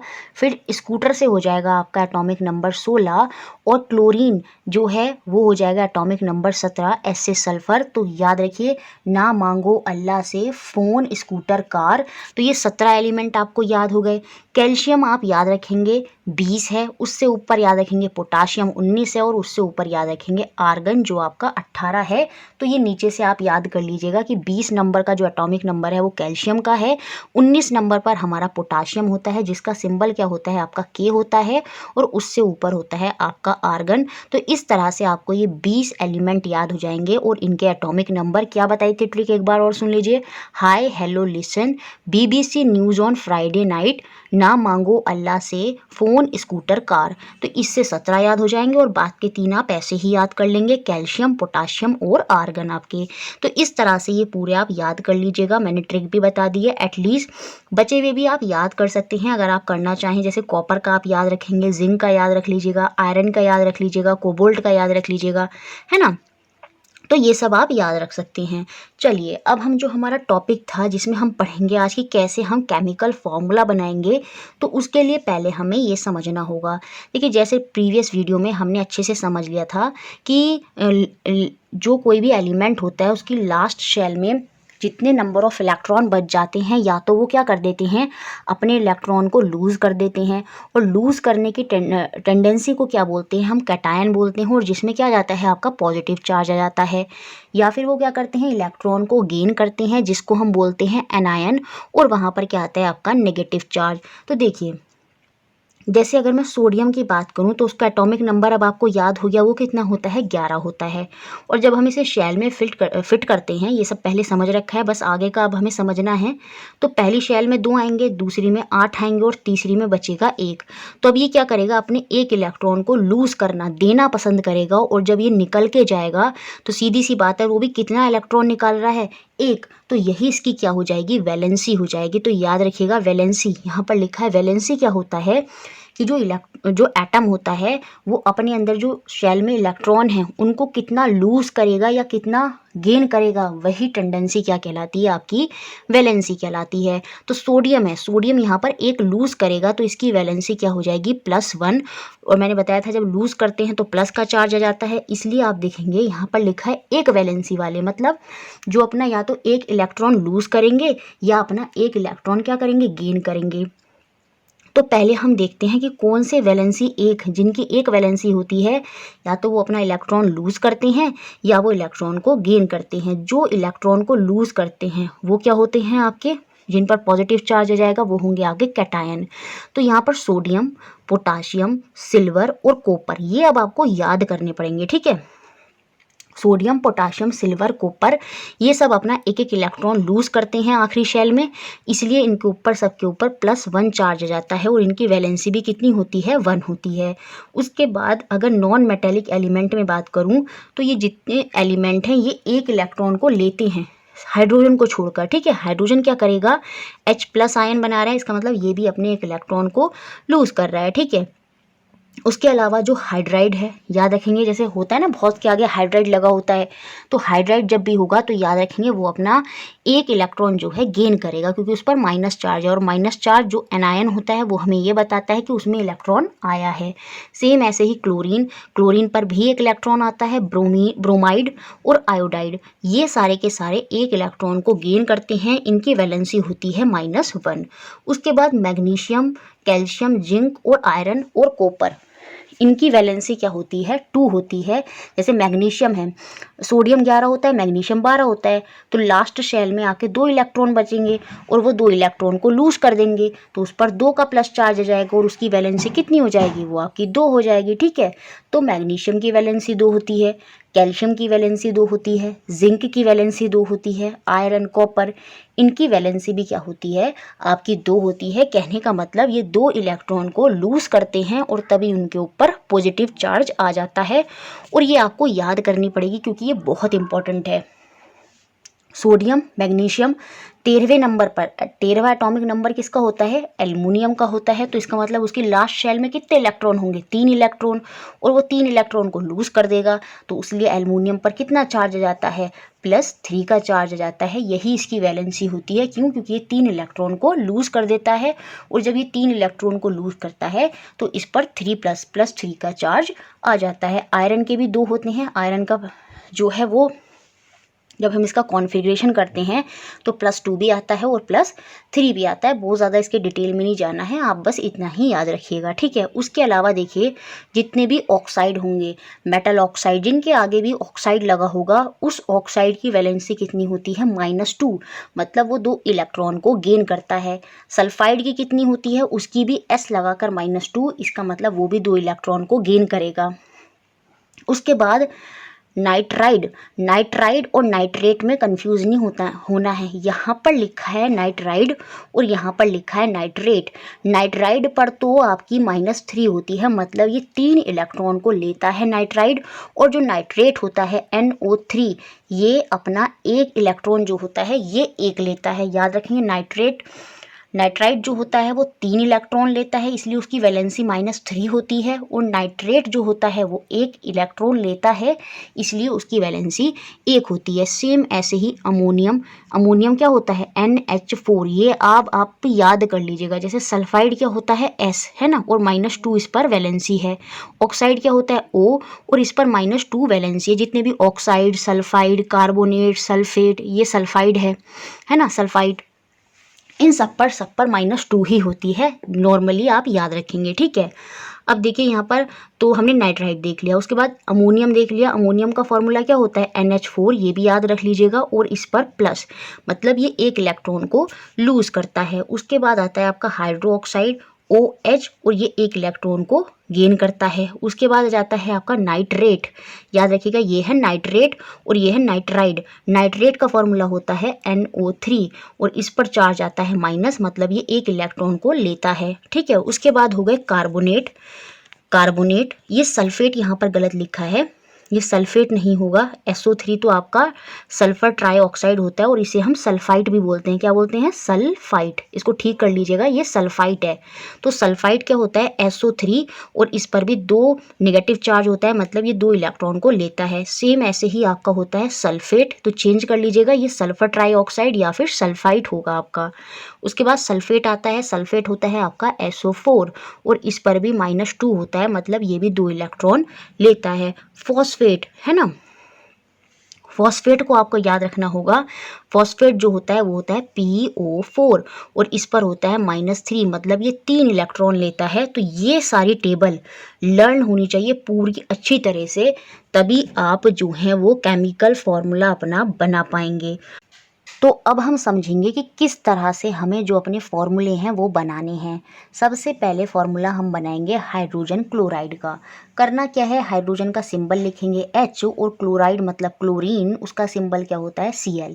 अब हाइड्रोजन की वैलेंसी मैंने आपको क्या बताई थी +1, तो इसका मतलब उसकी वैलेंसी कितनी है 1।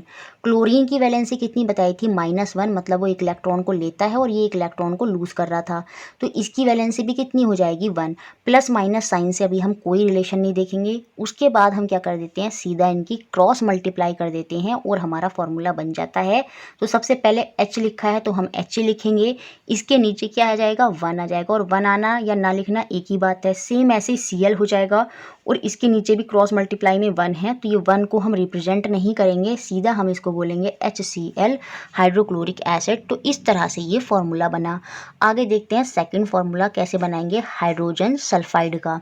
तो देखिए हाइड्रोजन पर कितना चार्ज होता है +1 का, और सल्फाइड पर मैंने अभी आपको दिखाया था कितना होता है S-2, आप यहाँ पर देख सकते हैं। अभी तो आपको याद नहीं होगी, ये देखिए सल्फाइड पर कितना है S-2, इसका मतलब इसकी वैलेंसी कितनी है वो आपकी 2 है, और हाइड्रोजन की वैलेंसी कितनी है वो आपकी 1 है, ठीक है। तो अब हम इन्हें सिर्फ लिखना होगा, हमें जैसे इसमें बोला है हाइड्रोजन का लिखेंगे हम H और सल्फाइड का लिखेंगे हम S। हाइड्रोजन की वैलेंसी कितनी होती है 1, सल्फाइड की वैलेंसी कितनी होती है 2। ये करने के बाद हम क्या करते हैं, इनकी क्रॉस मल्टीप्लाई करते हैं, और जैसे सीक्वेंस होता है हम वैसे ही लिखते हैं। H के साथ क्या है, क्रॉस मल्टीप्लाई में 2 है तो H2, और फिर ये S के साथ 1 है तो ये खाली S रहेगा, तो ये H2S। इस तरह से ये हमारा कंपाउंड जो है फॉर्मूला बन गया इसका हाइड्रोजन सल्फाइड का, ठीक है। उसके बाद हमें फॉर्मूला बनाना है कार्बन टेट्रा क्लोराइड का। तो कार्बन का सिंबल कितना होता है C, और क्लोराइड मतलब क्लोरीन, उसका सिंबल कितना होता है Cl। अब हम देखेंगे कि इनकी वैलेंसी क्या होती है। देखिए कार्बन की वैलेंसी होती है आपकी 4। कैसे, कार्बन के पहले शेल में कार्बन का एटॉमिक नंबर कितना होता है 6, है ना, ये 6 होता है। आप याद कर लीजिएगा, मुझे तो याद है तो इसलिए मेरे को हो रहे हैं। तो कार्बन का एटॉमिक नंबर होता है 6। जब हम इसको फिल करेंगे तो पहले शेल में तो 2 ही आएंगे, दूसरे शेल में होने चाहिए 8, लेकिन फिल कितने हुए 4। या तो ये 4 इलेक्ट्रॉन देगा या 4 इलेक्ट्रॉन लेगा, वैसे तो कार्बन शेयरिंग करता है। तो फिलहाल के लिए आप याद रखेंगे इसकी वैलेंसी क्या होगी, या तो ये 4 लेगा या 4 देगा, तो इसकी वैलेंसी हो जाती है 4। तो यहाँ पर कार्बन के नीचे लिख दिया कार्बन की वैलेंसी, और क्लोराइड की वैलेंसी तो आपकी पता ही है, वो 1 इलेक्ट्रॉन को क्या करता है लेता है, तो उसकी वैलेंसी वैलेंसी होती है 1। अब हमने क्या करा, क्रॉस मल्टीप्लाई करा इस तरह से, तो कार्बन के नीचे तो 1 आएगा, उसको हम लिखेंगे नहीं। और Cl क्रॉस मल्टीप्लाई में Cl के नीचे देखिए यहाँ पर कितना है क्रॉस मल्टीप्लाई में 4, तो ये हो जाएगा CCl4। और इस तरह से हमारा कार्बन टेट्राक्लोराइड का जो फॉर्मूला है वो बनकर तैयार हो गया। उसके बाद हम फॉर्मूला बनाएंगे मैग्नीशियम क्लोराइड का। देखिए मैग्नीशियम में मैंने आपको बताया था कितनी वैलेंसी होती है 2। देखिए यहाँ पर लिखा भी है, ये रहा मैग्नीशियम, इसकी वैलेंसी होती है 2। और फिर क्या है हमारा क्लोराइड, क्लोराइड की तो 1 ही होती है, तो हम वही करेंगे। मैग्नीशियम मतलब Mg, क्लोराइड मतलब क्लोरीन Cl। मैग्नीशियम की वैलेंसी है 2 और क्लोराइड मतलब क्लोरीन की वैलेंसी है 1। प्लस माइनस साइन का भी हम कुछ नहीं देखेंगे, सिंपल एज इट इज़ उनकी वैलेंसी लिखेंगे कि वो कितना इलेक्ट्रॉन ले रहे हैं या कितना इलेक्ट्रॉन दे रहे हैं। उसके बाद हमें क्या करना होता है, अपना क्रॉस मल्टीप्लाई हम करेंगे, फिर सीक्वेंस में लिखेंगे। Mg के नीचे क्या है 1, तो 1 तो हम लिखेंगे नहीं, और Cl आ जाएगा उसके नीचे 2, तो ये हो गया आपका MgCl2 मतलब मैग्नीशियम क्लोराइड। तो समझ में आया, इस तरह से हमें ये अपने फॉर्मूले बनाने होते हैं। अभी हम कुछ और फॉर्मूले देखते हैं, जैसे एल्युमिनियम ऑक्साइड है ना। अब देखिए एल्युमिनियम का लिखेंगे आप Al, ऑक्साइड का लिखेंगे O। जितने भी ऑक्साइड हैं, सल्फाइड हैं, कार्बोनेट हैं, इनकी वैलेंसी 2 ही होती है। और एल्युमिनियम की वैलेंसी हमने देखी थी, उसकी कितनी होती है 3। एक बार मैं आपको फिर से दिखा देती हूँ। देखिए यहाँ पर ये रहा एल्युमिनियम, इसकी वैलेंसी है 3, और जो हमारा ऑक्साइड था शायद, तो उसकी वैलेंसी है हमारी 2, है ना। तो ये हम यहाँ पर अब रखेंगे। एल्युमिनियम के नीचे 3 लिखा और ऑक्साइड के नीचे 2 लिखा, और हमने क्रॉस मल्टीप्लाई कर दिया, तो हमारा फॉर्मूला क्या बनेगा Al2।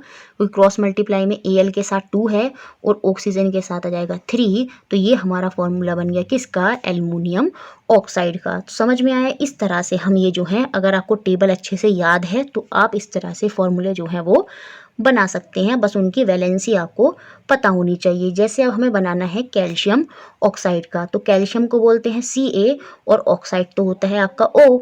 और कैल्शियम की भी वैलेंसी कितनी होती है, वो होती है +2, तो कैल्शियम की वैलेंसी हो गई 2 और ऑक्साइड की वैलेंसी भी 2 होती है। और जब इनकी क्रॉस मल्टीप्लाई करेंगे तो दोनों के नीचे 2 आ जाएगा, मतलब Ca2O2। तो ये हमारा कैल्शियम ऑक्साइड का फॉर्मूला हो गया। तो बिल्कुल, और इसको फिर हम सिंप्लीफाई करके ये 2 जो है ये इस 2 से कैंसिल आउट हो जाएगा, और ये बन जाएगा आपका CaO कैल्शियम ऑक्साइड। अब हम कुछ और कंपाउंड के फॉर्मूले देखते हैं। जैसे यहाँ पर लिखा है क्या, सोडियम नाइट्रेट। सोडियम का क्या होता है Na, नाइट्रेट का क्या होता है, अभी हमने पीछे देखा था NO3। याद रखिएगा नाइट्रेट का कितना होता है NO3। तो हमने सिंपली पहले इनके फॉर्मूले के सिंबल लिखे, और जो सोडियम होता है उस पर क्या होती है आपकी 1 वैलेंसी प्लस की, और नाइट्रेट पे आपकी -1 की वैलेंसी होती है, तो दोनों की वैलेंसी 1-1 हो गई। अब इनकी क्रॉस मल्टीप्लाई करेंगे तो 1-1 तो नीचे लिखेंगे नहीं, तो सीधा सा फॉर्मूला बन जाएगा NaNO3 सोडियम नाइट्रेट। याद रखेंगे नाइट्रेट में NO3। उसके बाद अगर मुझे फॉर्मूला बनाना है कैल्शियम हाइड्रोक्साइड का, तो कैल्शियम का क्या लिख देंगे सिंबल Ca, और हाइड्रोक्साइड का कितना होता है OH। कैल्शियम की वैलेंसी कितनी होती है, हमने देखा था +2 होती है, और ऑक्साइड की -1 होती है। अब हमें इनकी क्रॉस मल्टीप्लाई करनी है, तो C के नीचे तो कुछ नहीं आएगा, क्योंकि उसके साथ क्या लिखा हुआ है आप देखेंगे, C के क्रॉस में क्या है 1 है, तो इसके नीचे तो कुछ नहीं आएगा। और OH के साथ क्या है, वो आपका 2 है, तो इस तरह से CaOH2 ये आपका कैल्शियम हाइड्रोक्साइड का फॉर्मूला बन जाएगा। ठीक है, आगे हम कुछ और देखते हैं, जैसे सोडियम कार्बोनेट। अब अगर हमें सोडियम कार्बोनेट का फॉर्मूला बनाना है, तो सोडियम का क्या हो गया Na, कार्बोनेट का भी हमने अगर आपको टेबल याद है तो बताया था क्या होता है CO3।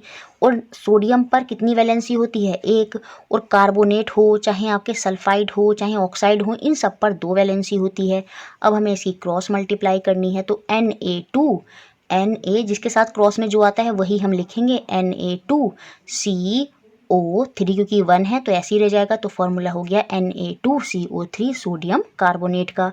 देखिए इसके बाद हम सेम एज इट इज़ बता सकते हैं किसका, अमोनियम सल्फेट का। वो हम कैसे लिखेंगे, अमोनियम का मैंने आपको क्या बताया टेबल में NH4, और सल्फेट का क्या होता है SO4। वो टेबल आपको याद करनी पड़ेगी, उसके बाद आप आसानी से कर लेंगे।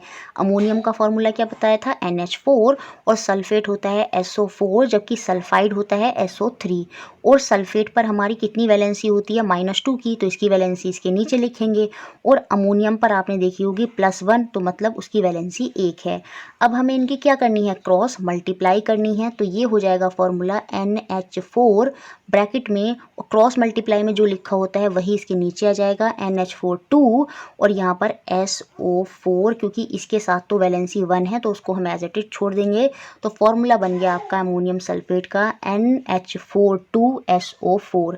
अगर ये आपको पता है तो आप फॉर्मूला वहाँ पर एग्जाम में बना लेंगे जैसे वो आपसे पूछेगा, ठीक है। अब देखिए यहाँ पर एक एग्जाम्पल दिया है, इसको भी हम सॉल्व करने की कोशिश करते हैं। इन्होंने बोला कि एक एलिमेंट है X, form an oxide with formula X2O3, है ना। इसने एक फॉर्मूला बनाया क्या, X2O3 का। तो पहले X रहा होगा, O रहा होगा। अब देखिए क्रॉस में बनते हैं, जो नीचे आता है लिखा हुआ क्रॉस में आता है, इसका मतलब 2 यहाँ रहा होगा और O हमारा यहाँ रहा होगा, है ना। O के साथ जब 3 लगा हुआ है इसका मतलब ये यहाँ पर 3 ऐसे रहा होगा, तभी तो ये फॉर्मूला बना होगा X2O3।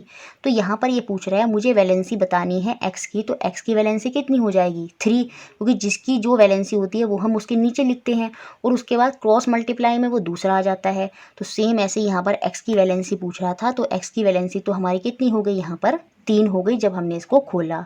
अब इसी में सेकंड में क्या पूछा है, राइट द फॉर्मूला हो, जब हम इस X के साथ क्लोराइड लगाएंगे, सल्फेट लगाएंगे, नाइट्रेट लगाएंगे या फॉस्फेट लगाएंगे। अब देखिए जब मैंने X के साथ, मुझे वैलेंसी पता चल गई X की कितनी है, 3 है। जब मैंने क्लोराइड लगाया Cl और उसकी वैलेंसी कितनी होती है, 1, तो फॉर्मूला क्या बन जाएगा मेरा, ये क्रॉस मल्टीप्लाई में जाएंगे, X के साथ तो 1 आएगा एज इट इज़ रह जाएगा और Cl के साथ 3 आ जाएगा। तो फॉर्मूला बन गया XCl3। अब ऐसे ही मुझे फॉर्मूला बनाना है सल्फेट के साथ, तो X सल्फेट क्या होता है, SO4, है ना। और इस X पर तो मुझे वैलेंसी पता चल गई है 3 है, और सल्फेट पर आपको वैलेंसी पता ही होती है वो 2 होती है। क्रॉस मल्टीप्लाई करेंगे तो X2SO4 ब्रैकेट में करके 3 आ जाएगा, जैसा कि यहाँ पर लिखा भी है। सेम ऐसे ही हमने क्या करा, नाइट्रेट के साथ बना ली। नाइट्रेट क्या होता है, NO3 और उस पर -1 चार्ज होता है, सेम एज इट इज़ लिखा। सेम ऐसे ही यहाँ पर हमने क्या करा, फोस्फेट के साथ बना दी, जो कि आपका क्या होता है, PO4, और इस पर कितनी वैलेंसी होती है, वो आपकी -3 होती है। इसका मतलब ये 3 इलेक्ट्रॉनों को लेता है। तो इस तरह से हमने इसका फॉर्मूला भी बना लिया, XPO4। तो इस तरह से ये आप केमिकल फॉर्मूले बनाते हैं। अगर आपको ये टेबल अच्छे से याद है, ये वाली टेबल, तो आप केमिकल फार्मूला बना लेंगे। पता होना चाहिए कि कार्बोनेट को हम CO3 बोलते हैं, सल्फेट को हम SO4 बोलते हैं। कार्बोनेट हो चाहे सल्फेट हो चाहे ऑक्साइड हो चाहे सल्फाइड हो, इन सब पर क्या होती है, वैलेंसी 2 ही होती है, वो भी माइनस के साथ। याद क्या रखना है, नाइट्राइड और फोस्फेट, नाइट्राइड और फोस्फेट पर वैलेंसी होती है 3 और नाइट्राइड का फॉर्मूला होता है N पावर के ऊपर 3 चला जाता है जितनी उसकी वैलेंसी है, और फॉस्फेट का होता है PO4। और एक फार्मूला और यहाँ पर याद रखना है आपको, नाइट्रेट का NO3, कार्बोनेट का HCO3। तो इस तरह से ये चीज़ें भी आपको अच्छे से याद रखनी है, बहुत ही इंपॉर्टेंट है ये पूरा। मुझे लगता है अच्छे से क्लियर हो गया होगा। वीडियो अच्छा लगा है तो प्लीज़ उसको लाइक करें, शेयर करें और इसी तरह हमारे साथ जुड़े रहें।